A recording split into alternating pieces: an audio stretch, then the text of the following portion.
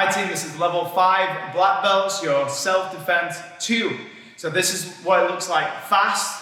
And before we do this, we're going one hand on each wrist. Now this might not seem like too dangerous of an attack, but you can't use your arms, so you need to get out of this quickly so you can defend yourself. And the other thing is, all of these things that we do afterwards are really cool self-defense techniques that are very effective and really awesome to practice for any self-defense situation. You can follow up with these techniques, okay? So this is what it looks like fast.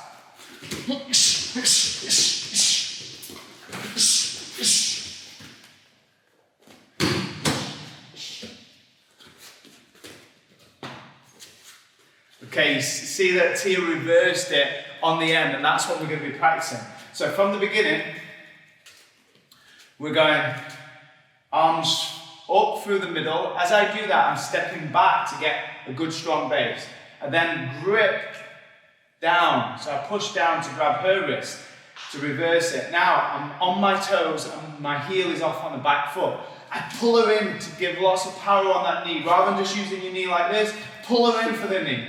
Palm strike, I'm keeping hold of that arm so she can't get away. I'm stepping in, I've got to step forwards with that elbow because that's a close range technique. Now from there, I'm going to hammer fist her neck this way, and I grab, I clinch, and I keep that cobra grip. So my elbow's pointing down. My elbow's up, she's going to get out of that quite easily. She can move around. The other thing is I've got no strength from here, but I've got a lot of strength when I put my weight on her, and I can push her forwards or pull her back with this position.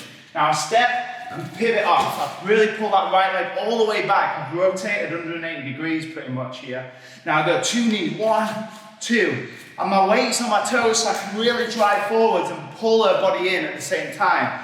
From there, I've winded her so her body's going to be forwards. I wrap around, I go all the way underneath, and I go to guillotine. But now she reverses it. She gets her hands in, she puts her chin down, she gets some space, and now she can stand on my foot. She can groin strike me with that free arm, and then she reaches up on the inside of my head, closest to her head, and then she goes guillotine herself and puts that guillotine on, okay? With the guillotine, you want to have your elbow pointing down in this V shape, and then you put the key in the hole like you're locking the door. You get up onto your toes and you squeeze up and you push hips forwards.